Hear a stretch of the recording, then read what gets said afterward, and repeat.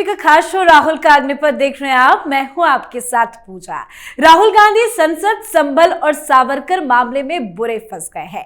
दरअसल आज संसद के शीतकालीन सत्र का छठा दिन था और छठे दिन भी कांग्रेस पार्टी राहुल गांधी ने जमकर बवाल काटा। आज सदन की कार्रवाई शुरू होने से पहले ही संसद परिसर के गेट पर राहुल गांधी, उनकी बहन प्रियंका गांधी वाड्रा और इंडिया गठबंधन के कुछ सांसदों ने अडानी मामले को लेकर जमकर विरोध किया। मोदी अडानी एक है, इसलिए अडानी सेफ है के नारे लगाए गए। साथ ही संभल हिंसा को लेकर भी जबरदस्त बवाल मचा। पर राहुल गांधी की संभल में एंट्री बैन कर दी गई है। दरअसल राहुल गांधी ने ऐलान किया था कि वो कल यानी कि 4 दिसंबर को संभल के दौरे पर जाएंगे, पर राहुल गांधी के दौरे को लेकर प्रशासन और भी ज्यादा अलर्ट हो गया है। डीएम की तरफ से लगाए गए प्रतिबंध अभी भी जारी है और मुरादाबाद के कमिश्नर ने भी कह दिया है कि राहुल गांधी को रोकने के लिए कानून के अनुसार सभी प्रयास किए जाएंगे। साथ ही एक और अपडेट और ताजा अपडेट आपको बता देते हैं। सावरकर मामले में लगातार तीसरी बार राहुल गांधी कोर्ट के सामने पेश नहीं हुए, जिसको लेकर अब बड़ी कार्रवाई की तैयारी की जा रही है। तो संसद संभल और सावरकर मामले में कैसे घिरे हैं राहुल गांधी, आज आपको बताएंगे। चर्चा के लिए मेरे साथ स्टूडियो में मौजूद है कैपिटल टीवी के एग्जीक्यूटिव एडिटर राजीव जी। सर, आपका बहुत बहुत स्वागत है। शुरुआत सावरकर मामले से ही करते हैं। कल पेशी के लिए जाना था, संसद के शीतकालीन सत्र का बहाना बना दिया गया। क्यों नहीं पेश हो रहे हैं और 3 बार तो पेश नहीं हुए हैं, तो क्या बड़े कार्रवाई की तैयारी चल रही है? देखिए, मांग तो हुई है और मांग यही हुई है नॉन अवेलेबल अरेस्ट वारंट, क्योंकि जो संग्राम कोल्हटकर हैं, वकील जो सावरकर के मुद्दे पर सत्य की सावरकर की ओर से पेश हुए थे, उन्होंने कहा कि देखिए किस तरीके से ये मिलिंद पवार जो राहुल गांधी के वकील थे, जिन्होंने वहां पर पेश की कि संसद का सत्र चल रहा है और Rahul Gandhi leader of opposition है, इसलिए ऐसे व्यस्तता के समय में राहुल गांधी खुद पेश नहीं हो सकते। उसी सवाल का जवाब दे रहे थे और उन्होंने कुछ सबूत भी पेश किए। तो सबूत पहले पेश किया, न्यूज पोर्टल के कुछ साइट की खबरें डाली और उसके बाद कुछ प्रिंट मीडिया के रिपोर्ट सौंपे गए और कुछ डिजिटल एविडेंस दिए गए कि 5 मार्च 2023 को लंदन में जो राहुल गांधी ने बोला था, उसके ये सारे सबूत हैं। और इसकी इंक्वायरी पुलिस भी कर चुकी है कि वीर सावरकर ने अपनी किसी किताब में ऐसा जिक्र नहीं किया कि वो 3 दोस्तों के साथ एक मुस्लिम युवक को पीटते हैं और वो खुशी महसूस करते हैं, ऐसा उन्होंने किसी किताब में लिखा है जिसका जिक्र राहुल गांधी ने किया था। तो पुलिस की रिपोर्ट है, सारी किताबें खंगाल ली गई है और उसमें राहुल गांधी के इस बयान को जस्टिफाई करने वाले कोई किताब नहीं मिली, इसलिए पुलिस ने रिपोर्ट दर्ज करने की बात कही है। हम जो बयान दे रहे हैं और जो सबूत पेश कर रहे हैं, ये पेश कर रहे हैं राहुल गांधी को उस बयान को लेकर, ताकि ये लोग कोर्ट में मुकरे नहीं, आकर स्टेटमेंट दें तो ये नहीं कहें कि मैंने ये बातें नहीं की थी। इसलिए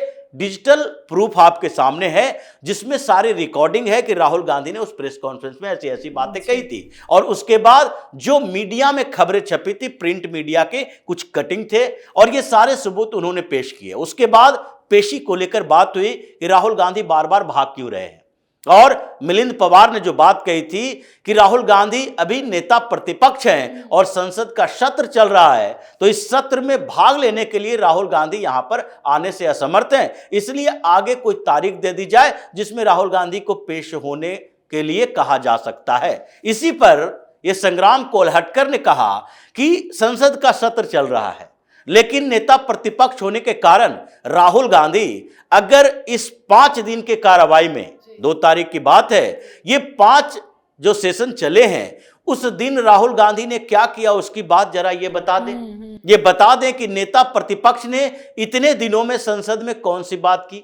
हर दिन संसद का सत्र चलता है, हम लोग भी टीवी पर देखते हैं और हम लोग भी खबरें पढ़ रहे हैं, उसमें हर बार जिक्र किया गया है कि हर दिन, जब से ये सोमवार से शुरू हुआ है, उसके बाद से हर दिन 10 मिनट से ज्यादा कार्रवाई नहीं चली। बिल्कुल 10 मिनट में राहुल गांधी की स्ट्रेटजी के कारण राहुल गांधी वहां संसद के सत्र को खराब कर रहे हैं, वहां पर वॉकआउट करते हैं, विरोध करते हैं, प्रोटेस्ट करते हैं, प्रदर्शन करते हैं। तो अगर आपको छूट दे दी जा रही है कोर्ट से, तो संसद की कार्रवाई को सुचारू रूप से चलाने में आप भूमिका बताएं।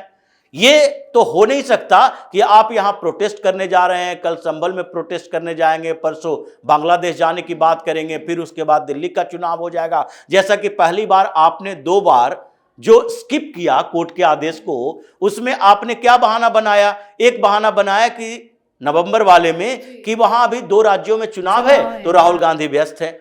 उसके पहले आपने लोकसभा चुनाव की बात की, उसके बाद संसद सत्र की बात की, उसके बाद दिल्ली में चुनाव होगा, बिहार में चुनाव होगा और फिर बजट सत्र आ जाएगा। और इस बीच राहुल गांधी कोई विदेश में कार्यक्रम आयोजित करवा लेंगे कि हमें विदेश जाना है। तो अगर ऐसा चलता रहा तो एक कोर्ट का तो कोई मतलब नहीं है।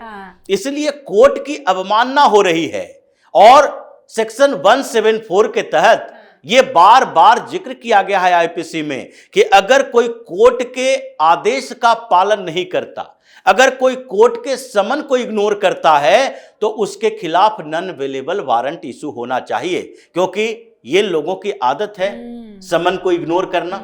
अब समन, ये तो ईडी का समन इग्नोर कर सकते हो, सीबीआई का समन इग्नोर कर सकते हो, उसमें राजनीति कर सकते हो, लेकिन कोर्ट के समन को ईडी के समन की तरह मानोगे, अगर सीबीआई के समन की तरह मानोगे तो वकील तो मांग करेगा ही। और इसी बात की मांग की गई कि राहुल गांधी के खिलाफ एक वारंट इशू किया जाए नॉन बेनेबल, यानी कि ऐसा ना हो कि आप एक मजिस्ट्रेट कोर्ट से वारंट इशू कर दें और राहुल गांधी दिल्ली में बैठे बैठे सुप्रीम कोर्ट चले जाए कि नहीं बेल मिल जाए। ये नॉन बेलेबल वारंट होना चाहिए कि जब तक वो आकर पेश नहीं होते तब तक ये कार्रवाई आगे नहीं बढ़ेगी, क्योंकि कार्रवाई में हम सबूत पर सबूत दे रहे हैं और उधर की तरफ से सिर्फ स्किप किया जा रहा है। अगर वो यहां आकर यही बोल दें कि 5 मार्च 2023 को हमने ये बात नहीं बोली थी, और अगर ये बोली थी तो हमें मिसलीड किया गया था, हमने कोई किताब नहीं पढ़ी थी, हमें कुछ लोगों ने बताया था जो उस किताब का जिक्र कर रहे थे, उसी के आधार पर हमने ये बात बोल दी। कम से कम इनको माफी तो मांगनी चाहिए, गलत बताता तो चाहिए। अगर नहीं बताते हैं, अडिग रहते हैं, तो फिर ये जो सेक्शन 500 है उसके तहत 2 साल की सजा फिर होगी। ये पूरी बहस की प्रक्रिया चली और राहुल गांधी के जो वकील वहां पेश हुए थे, मिलिंद पवार, उनको फटकार भी लगाई गई कि आप अपने मुवक्किल को बता दीजिए, जो बार बार कोई ना कोई बहाना बनाकर कोर्ट के आदेश का अवहेलना कर रहा है, वो ऐसे नहीं चलेगा। पहले भी राहुल गांधी ये जानते हैं, सुल्तानपुर की अदालत ने यही किया था। जब ये वहां यूपी गए तभी इनके खिलाफ जब वारंट जारी किया कि अगर नहीं आओगे तो गिरफ्तार कर लिए जाओगे, तभी ये गए थे। ये इनकी आदत में मतलब बहानों की तो लिस्ट काफी लंबी है, बहानेबाजी तो करना कोई राहुल गांधी से सीखे, तभी वारंट की मांग की जा रही है। आज खबर भी सर ये आई कि 10 जनवरी को अगली डेट पड़ी है, उस दिन राहुल गांधी पेश होंगे। क्या वो आखिरी मौका होगा? देखिए, अभी नहीं कहा जा सकता। राहुल गांधी का जो एटीट्यूड है, राहुल गांधी ये कोशिश कर रहे हैं कि किसी तरीके से इस मामले को जितना खींच सकते हैं खींचे, ये महाराष्ट्र चुनाव के समय से। और चूंकि ये ऐसा मामला है, ये मोदी सरनेम वाला मामला नहीं, अमित शाह का मामला नहीं है, ये ऐसा वैचारिक मामला है जिसके ऊपर राहुल गांधी की पूरी राजनीति टिकी है। आप वीर सावरकर की बात करते हो घूम घूम कर पूरे देश में, और आज संसद में भी जो चल रहा है संभल को लेकर चल रहा है और सावरकर को लेकर चल रहा है, ये सारे के सारे एक ही मुद्दे से जुड़े हैं। क्योंकि राहुल गांधी बार बार कहते हैं ये आइडियोलॉजिकल वार है। जी हाँ। और वैचारिक युद्ध में हम भारतीय जनता पार्टी की विचारधारा, संघ की विचारधारा, सावरकर की विचारधारा, गोलवलकर की विचारधारा के विरोधी हैं। तो ऐसे में अगर राहुल गांधी इस मामले में फंस गए या कोर्ट में पेश होने के बाद इनको लगा कि अब तो माफी मांगने के अलावा कोई रास्ता नहीं तो जेल जाएंगे, तो ऐसी स्थिति में ये बीच बीच में ऐसे अटक जाएंगे कि माफी मांगनी पड़ेगी। ये तो कोई है ही नहीं इनके अंदर गट्स कि वो जेल जाने के लिए तैयार रहें। जेल जाने की तैयारी होती तो ये पहले ही इन मामलों में जमानत नहीं लेते, कह देते हमारे पास जमानत के लिए, मुचलका के लिए 50,000 नहीं है, हम सीधे तौर पर जेल जाएंगे। अगर गांधी सरनेम रखते हैं, बार बार कहते हैं ये कि हम गांधी हैं, गांधी है, सावरकर नहीं है, तो गांधी ने क्या किया था?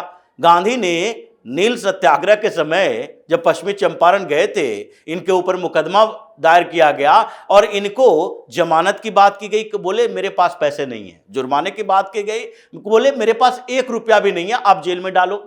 मजबूर होना पड़ा कि जेल में भेजें या फिर इनको बाहर छोड़ दें। तो इसी तरीके से अगर आपके अंदर गट्स है तो जमानत लेते क्यों हो? ये 50-50 हजार के मुचलके जाहिर किए जाते हैं, जमानत लेने की जरूरत नहीं पड़ती। लेकिन लगता नहीं है कि वो फिर से पेश होने की कोशिश करेंगे, फिर से कोई ना कोई बहाना बनाएंगे जब तक कि गिरफ्तारी वारंट इनके खिलाफ। लेकिन सर एक चीज तो लगता है कि कहीं ना कहीं राहुल गांधी को भी डर है कि वो इस पूरे मामले में फंस गए हैं, उनका बचना मुश्किल है, तभी क्योंकि वक्त की कमी बता रहे हैं। अब संभल जाने के लिए उनके पास वक्त है, खबर है कि कल वो जाएंगे, हालांकि उनकी एंट्री बैन कर दी गई है, जो नियम कानून वहां पे लगाए गए हैं। क्या वो कल वहां पे जाके राजनीति करना चाहेंगे? देखिए, जिस तरीके का अभी माहौल है, संसद से लेकर संभल तक राहुल गांधी की स्ट्रेटजी और जो अडानी का मुद्दा इन्होंने उठाया, सब में एक कॉमन पॉइंट है, और वो कॉमन चीज यही है कि ये पूरी तरह से हिंदुत्व के मुद्दे का विरोध करना चाहते हैं। ये लोगों को दिग्भ्रमित करना चाहते हैं। अडानी पर क्या कहते हैं? मोदी के साथ अडानी हैं, एक हैं तो सेफ हैं। ये क्यों ऐसा कहा जाता है? ये दिग्भ्रमित करने की कोशिश है। कभी भी हिंदुत्व के मुद्दे पर जहां भी प्रदर्शन होता है वहां पर उसका मजाक उड़ाया जाता है। आप फिल्मों में देखें या फिर साहित्य में देखें, अगर फिल्मों में कोई हिंदुत्व के प्रदर्शन वाले, साड़ियां पहनी हुई महिलाएं रहेगी, बिंदी लगाई महिलाएं रहेगी, सेलिब्रिटी के बीच में वो उपहास के पात्र होती हैं, इसलिए कि उनको मजाक उड़ाया जाए ताकि वो उसका प्रदर्शन न कर सके। अब मुद्दा है एक है तो सेफ है।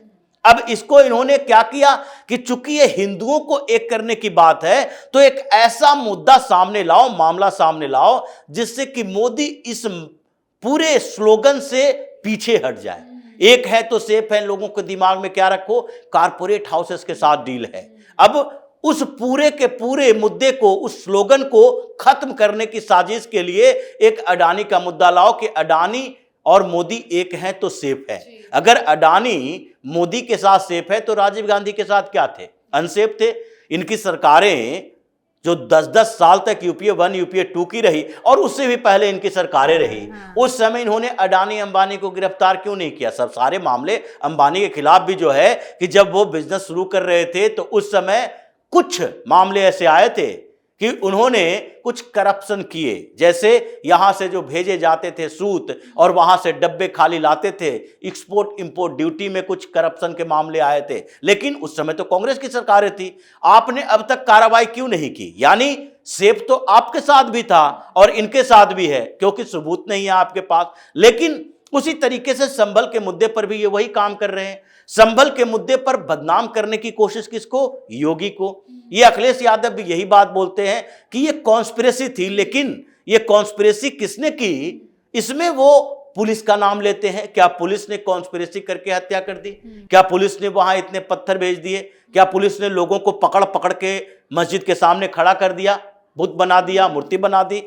ये सारे लोग वहां आए थे, पुलिस पर पथराव किया, गोली चार्ज हुई, मारे गए 5 लोग। लेकिन इन लोगों ने जो तरीके अपनाए अभी संसद से लेकर सड़क तक, चाहे किसान आंदोलन, जो किसानों को सामने लाना, ये हिंदुओं को किसी तरीके से तोड़ा जाए, मुद्दे ऐसे लाए जाए जिससे कि मोदी योगी बटोगे तो कटोगे के नारे न दे, मोदी योगी एक है तो सेफ है के नारे न दे, और फिर हिंदुओं के बीच एक कंफ्यूजन क्रिएट हो कि देखो ये एकता की बात करके हमारा रोजगार छीन रहा, किसानों को परेशान कर रहा, कारपोरेट हाउसेस के साथ है। तो ये सारा इन लोगों ने पूरी तरीके से महाराष्ट्र चुनाव के बाद जो स्ट्रेटजी बनाई है, उसमें एंटी हिंदू एजेंडा इनका सामने दिखाई पड़ रहा है। बिल्कुल सर, बहुत बहुत धन्यवाद सर समझाने के लिए। तो संसद के अंदर और बाहर दोनों जगह राहुल गांधी बुरे फंसे हैं। तो वहीं संभल में राहुल गांधी की एंट्री पर बैन लगा दिया गया है। इससे पहले भी कांग्रेस के किसी नेता और समाजवादी पार्टी के भी किसी नेता को वहां नहीं जाने दिया गया, और यही कानून राहुल गांधी पर लागू होता है। पुलिस की तैयारी राहुल गांधी को रोकने के लिए पूरी है। साथ ही वीर सावरकर मानहानि मामले में राहुल गांधी सोमवार को पुणे की अदालत में हाजिर नहीं हुए। सावरकर के परिजनों ने राहुल गांधी के खिलाफ मानहानि का मामला दायर किया हुआ है। बहाना संसद के शीतकालीन सत्र का बनाया गया।